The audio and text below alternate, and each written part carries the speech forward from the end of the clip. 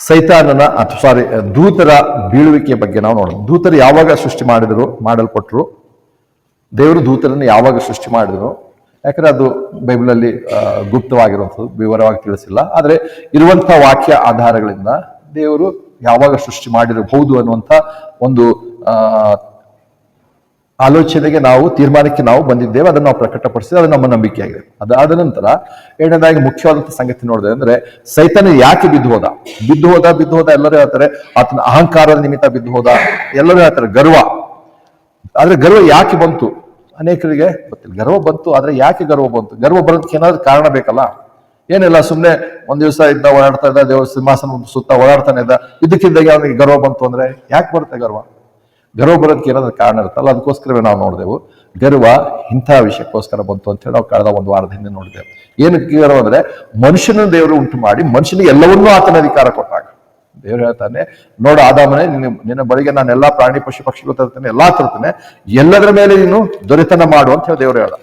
1ನೇ ಅಧ್ಯಾಯ ನಾವು ನೋಡ್ಕೊಳ್ತೇವೆ, ಆದಿಕಾಂಡ 1ನೇ ಅಧ್ಯಾಯ ಮೊದಲನೇ ಅಧ್ಯಾಯ 28ನೇ ವಚನದಿಂದ ನೋಡ್ತೇವೆ, ಅಥವಾ 27ನೇ ವಚನದಿಂದ.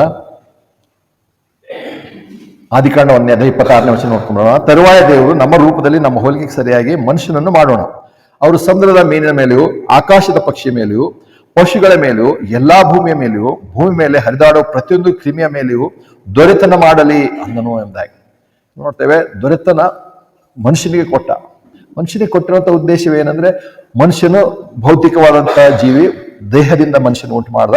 ಅಲ್ಲಿ ವಾಸಿಸುವಂತ ಪ್ರತಿಯೊಂದು ಜೀವಿ ಕೂಡ ಭೌತಿಕವಾಗಿ ಅಥವಾ ದೇಹದಿಂದ ಇರುವಂತದ್ದೇ. ದೂತರಾದರೂ ಆತ್ಮಿಕ ಜೀವಿಗಳು. ಸೊ ಆತ್ಮಿಕ ಜೀವಿಗಳಿಗೆ ಅದನ್ನು ಕೊಡ್ಲಿಲ್ಲ ದೇವರು, ಆದಾಮನಿಗೆ ಕೊಟ್ಟಾಗ.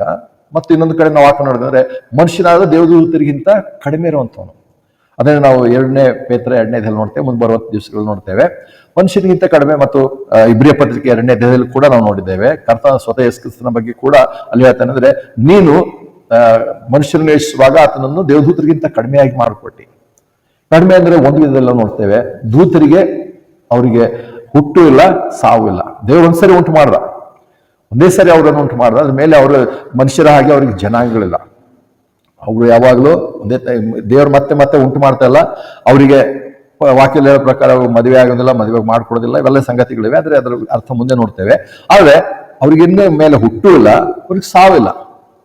ಮನುಷ್ಯನಿಗಾದ್ರೆ ಹುಟ್ಟು ಸಾವುಗಳು ಕಂಟಿನ್ಯೂ ಆಗ್ತವೆ. ಹಾಗಾಗಿ ಮನುಷ್ಯನ ಅವ್ರಿಗಿಂತ ಕಡಿಮೆಯಾಗಿ ಮಾಡಲ್ಪಟ್ಟ.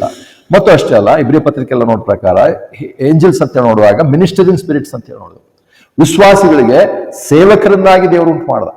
ಸೊ ಸೈತಾನನಿಗೆ ಗರ್ವ ಬಂದಿದ್ದು, ಅಹಂಕಾರ ಬಂದಿದೆ ಅಂದ್ರೆ, ನನಗಿಂತ ಕಡಿಮೆ ಮಾಡಲ್ಪಟ್ಟವನಿಗೆ ನಾವು ಮಿನಿಸ್ಟರ್ ಮಾಡ್ಬೇಕು, ಸೇವೆ ಮಾಡ್ಬೇಕಲ್ಲ. ಅದಕ್ಕೆ ಆತನಿಗೆ ಅಹಂಕಾರ ಬಂತು. ನನಗಿಂತ ಕಡಿಮೆ ಇರುತ್ತವನು ನನಗೆ ದೇವರು ಏನೆಲ್ಲ ಉಂಟು ಮಾಡಿದ, ನನ್ನಲ್ಲಿರುವಂತ ಜ್ಞಾನ, ಸೌಂದರ್ಯ, ನನ್ನಲ್ಲಿರುವಂತಹ ಪ್ರತಿಯೊಂದು ಅಲ್ಲಿ ನಾವು ನೋಡಿದ್ದೇವೆ ದೇವರ ವಾಕ್ಯದಲ್ಲಿ ಕಳೆದ ವಾರದಲ್ಲಿ. ಆ ವಿಷಯಕ್ಕೋಸ್ಕರ ಆತನಿಗೆ ಗರ್ವ ಬಂತು. ನಾನು ಯಾಕೆ ಇವನಿಗೆ ಸೇವ್ ಮಾಡಬೇಕು, ಮನುಷ್ಯನಿಗೆ ನನಗೇನು ದೊರೆತನ ಇಲ್ಲ, ನನಗೇನು ಅಧಿಕಾರ ಕೊಟ್ಟಿಲ್ಲ. ಅದಕ್ಕೆ ನಾವು ನೋಡ್ತೇವೆ. ಹಾಗಿದ್ರೆ ಆ ಉದ್ದೇಶದಿಂದ ಬಿದ್ದ. ಮತ್ತು ಯಾವಾಗ ಬಿದ್ದು ಹೋದಂದ್ರೆ ಈ ಸಂದರ್ಭ ನೋಡಿದ್ದೇವೆ. ಅಂದ್ರೆ ಬೈಬಲ್ ನೋಡಿದ ಪ್ರಕಾರ ಆದಿಕಾಂಡ 1ನೇ ಅಧ್ಯಾಯ 31ನೇ ವಚನದಿಂದ 3ನೇ ಅಧ್ಯಾಯ 1ನೇ ವಚನದ ಮಧ್ಯದಲ್ಲಿ ಬಿದ್ದು ಹೋಗಿದ್ದಾರೆ. ಅಲ್ಲಿ ಡೇಟು ಇಯರ್ ಗೊತ್ತಿಲ್ಲ. ಅಲ್ಲಿಗೆ ಸುಮಾರು 100 ವರ್ಷಗಳಾಗಿರ್ಬೋದು. ಎಷ್ಟಾಗಿದೆ ಅನ್ನೋ ಗೊತ್ತಿಲ್ಲ. ಯಾಕಂದ್ರೆ ಹಾಗಾದ್ರೆ ಒಂದೇ ದಿವಸಕ್ಕೆ ಬಿದ್ದು ಹೋದನ, 2ನೇ ದಿವಸಕ್ಕೆ ಬಿದ್ದು ಹೋದನ ಎಲ್ಲ ಕೇಳೋಂಥವ್ರು ನೋಡ್ತೇವೆ. ಆದ್ರೆ ದೇವ್ರ ವಾಕ್ಯದಲ್ಲಿ ಅದರ ಸ್ಪಷ್ಟತೆ ಗೊತ್ತಿಲ್ಲ. ಆದ್ರೆ ಆದಿಕಾಂಡ 1ನೇ ಅಧ್ಯಾಯ 31ನೇ ವಚನದಿಂದ 3ನೇ ಅಧ್ಯಾಯ 1ನೇ ವಚನದ ಮಧ್ಯದಲ್ಲಿ ಯಾವಾಗೋ ಬಿದ್ದು ಹೋಗಿದ್ದಾರೆ. ಇಷ್ಟು ಮಾತ್ರ ಅದ್ರಲ್ಲಿ ಉಂಟು. ಇಲ್ಲಿ ಮತ್ತೆ ಇನ್ನೊಂದು 2 ವಚನ ನೋಡ್ತೇವೆ. 28ನೇ ವಚನ